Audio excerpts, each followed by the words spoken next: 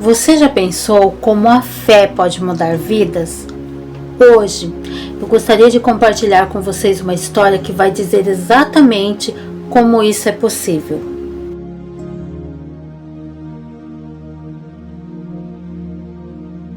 Sejam todos bem-vindos à Tarde da Bênção. Eu sou a pastora Ione Santos e hoje eu gostaria de compartilhar uma história que se encontra no livro de 2 Reis, capítulo 4, versículo 2, que nos diz assim: E Eliseu lhes perguntou: O que tenho eu a ver contigo? Declara-me o que tens na tua casa. E ela respondeu: A tua serva não tem nada, senão uma botija com um pouco de azeite. Esse versículo da palavra do Senhor vai relatar um grande milagre a qual eu fiz menção. E ele está inserido dentro de uma perícope. Uma perícope é nada mais, nada menos que uma seção ou uma porção de texto dentro de um texto maior. E o tema desta perícope é: Eliseu aumenta o azeite da viúva. Existia uma mulher viúva enfrentando uma grande dificuldade.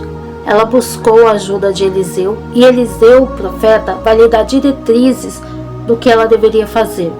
Ela deveria pegar vasos emprestados, não poucos, muitos, entrar com seus filhos dentro do quarto, fechar a porta e deitar o azeite. E Deus vai realizar um grande milagre e aquela mulher vai lograr para uma vida de vitória, mudando assim o seu destino, da sua casa e dos seus filhos através da fé. A história não fala o nome daquela mulher e nem tampouco do seu marido, mas, segundo Flávio Josefo, historiador do século I, conhecido por suas obras diversificadas, como a história judaica e a história dos hebreus, ele vai dizer, através de fontes bem seguras e fidedignas, assegurar que o marido daquela mulher era Obadias, o mordomo do rei Acabe e da rainha Jezabel. E essa história se encontra lá no livro de 1 Reis, capítulo 18, versículos 3 e 4. E vai dizer que Obadias, ele escondeu 100 profetas, 50 numa caverna e 50 em outra, num período de grande escassez, pois Jezabel estava procurando os profetas do Senhor para matá-los, porque eles eram os únicos que tinham coragem de falar a verdade. O povo vai estar encontrando uma grande dificuldade, o povo de Israel. A água era muito cara, estava escassa, faltava comida, estava tendo uma grande seca. Eles estavam encontrando muitos problemas com a plantação e com a vegetação.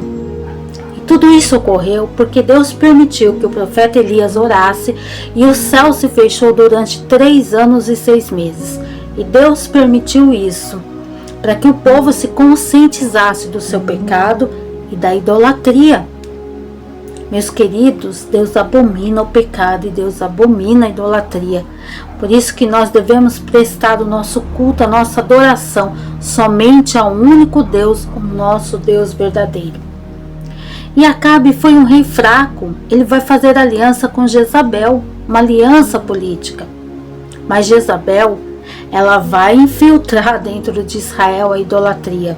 Ela vai levar com ela 450 profetas de Baal e 400 profetas de Azera. E vamos ver um grande confronto lá no Monte Carmelo entre Elias e os profetas de Baal. Jezabel era fenícia, da cidade de Tiro e de Sidom, atual Líbano. Era filha de Etibaal, o rei dos Sidônios. E Deus nos conta essa história para que nós possamos nos conscientizar que não devemos pecar diante da presença do nosso Senhor. Mas a história de hoje vai nos dizer que existia uma mulher que era casada com um dos filhos dos profetas, que foi até o profeta Eliseu clamando e dizendo que seu marido, que era temente ao Senhor, havia morrido e que os credores estavam na sua porta querendo levar os seus 2 filhos. No Antigo Testamento existia um grupo de pessoas que se chamavam Filhos dos Profetas. Eles eram seguidores e aprendizes dos profetas Elias e Eliseu. Eles eram homens muito tementes a Deus. Eles eram homens treinados na letra, treinados na palavra e treinados na adoração correta. Eles anunciavam e falavam de Deus também. E com certeza o marido desta viúva, ele falou de Deus também dentro do seu lar, para sua mulher e seus filhos. Como é bom a gente poder ensinar sobre o nosso Deus, que esse Deus todo-poderoso, o que Ele pode fazer por nós, o tamanho da sua majestade e da sua grandeza. Como é bom nós falarmos do Senhor, e como pais nós devemos sim ensinar aos nossos filhos o caminho que eles devem andar. E por isso que o texto vai dizer que ela é casada com um servo, um discípulo de Eliseu. E eles também eram conhecidos como filhos dos profetas, porque eles não eram filhos biológicos, mas sim filhos espirituais. E os profetas acabavam tornando seus pais na fé. E ela vai ao lugar certo, ela vai procurar o profeta Eliseu, porque o marido dela era estudante da escola dos profetas. A escola dos profetas começou com o profeta Samuel. Existia em várias cidades, Gilgal, Betel, Jericó, Ramá, e se fortaleceu com Elias e Eliseu. Nós vamos ver um exemplo de 2 Reis, capítulo 4, versículo 12, de Eliseu e Geazi. Geazi era o seu discípulo, ele era aprendiz do profeta, ele prestava serviços proféticos e ele era instruído espiritualmente. E quando ela se levanta e vai clamar para Eliseu, ela está dizendo: ele era teu servo. O profeta tinha um senso de generosidade com o servo e até mesmo com a família. Então ela está indo no lugar certo, na fonte, porque o profeta era a boca de Deus na terra. E você, quando passa por uma grande dificuldade, você busca ajuda de quem? Uns buscam do vizinho, outros do amigo, outros nas redes sociais, e às vezes se frustram porque eles nada podem fazer. Mas quando nós buscamos na fonte certa, aí sim nós temos a certeza e a garantia de que o nosso problema será solucionado. Então essa mulher vai buscar na fonte. Ela se levanta, se encoraja e vai até ele. Mas ela vai dizer: olha, os credores estão à minha porta querendo levar os meus 2 filhos. Porque no Antigo Testamento a mulher era amparada pelo pai. Se o pai morresse, pelo irmão mais velho. Se ela casasse, pelo marido. E se o marido morresse, pelos filhos. Mas existia também uma lei mosaica lá em Êxodo 21, versículo 2, que dizia que se você tivesse uma dívida e não pudesse pagar, os credores vinham e eles podiam levar uma pessoa para ser escravo e trabalhar em pagamento da dívida. Trabalhavam 6 anos e no 7º eles eram libertos. Então, ela está dizendo: olha, os credores estão batendo na minha porta. Eles já vieram 1, eles já vieram 2 e agora eles já vão vir a 3ª vez. Essa situação daquela mulher, se a gente parar para analisar, era bem complicada. Porque o marido havia morrido, ela não tinha mais amparo do marido. Se os filhos fossem levados, ela também seria escrava. Ela ia perder o seu lar, a sua casa, e ainda que ela pudesse fazer algum serviço inferior, ela não teria como se sustentar. Então, ou seja, o desespero daquela mulher é tamanho. Ela saiu em busca de ajuda para sua casa. Talvez você hoje se encontre dessa maneira, precisando de um socorro, de uma solução e de um grande milagre para sua casa. Ele vai dizer: declara-me o que tens. E ela vai dizer: eu não tenho nada. E ela vai dizer exatamente por isso: olha, os credores já vieram 1, já vieram 2, mas eu não quero que eles venham pela 3ª, porque se eles vierem, eles vão levar os meus 2 filhos. Então ele vai dizer: e o que você tem? Ela vai dizer: eu não tenho nada. Muitas das vezes nós não recebemos do Senhor, porque a gente vai até Ele, mas a gente só sabe dizer daquilo que a gente não tem ou daquilo que a gente perdeu. Porque o que a gente tem, a gente acha que é tão pequeno e inferior que não seria capaz de um grande milagre acontecer através daquilo. por isso que ela vai dizer: não tenho nada, senão.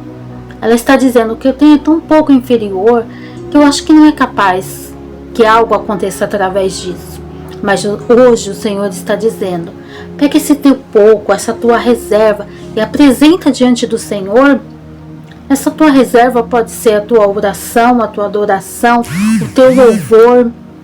Hoje pode ser o teu joelho no chão, a tua leitura diária. Deus está dizendo que desse pouco Ele vai fazer muito na tua vida. Ele vai suprir aquilo que você precisa e necessita. Então ela vai dizer: eu tenho pouco. E Ele vai dizer: isso é o suficiente. Vá, peça vasos emprestados, muitos e não poucos, entra dentro do teu quarto, fecha a tua porta com os teus filhos e deita o azeite. Quarto representa intimidade. Aquela mulher tinha intimidade com Deus. E Deus está dizendo que o milagre vai acontecer, mas não é só para você desfrutar. Que estão ao teu redor, eles também vão desfrutar. E aquela mulher vai deitar e vai dizer: me traga mais um vaso. Até que ele vai dizer: os vasos acabaram. Então o que acabou foi os vasos, não foi o azeite. Ela vai até o homem de Deus e diz o que ela deve fazer. E ele vai dizer: vá, vende, paga a tua dívida e viva do resto. Aquele azeite que ela tinha era um azeite que servia para uso doméstico, para cozinhar, para acender uma lamparina.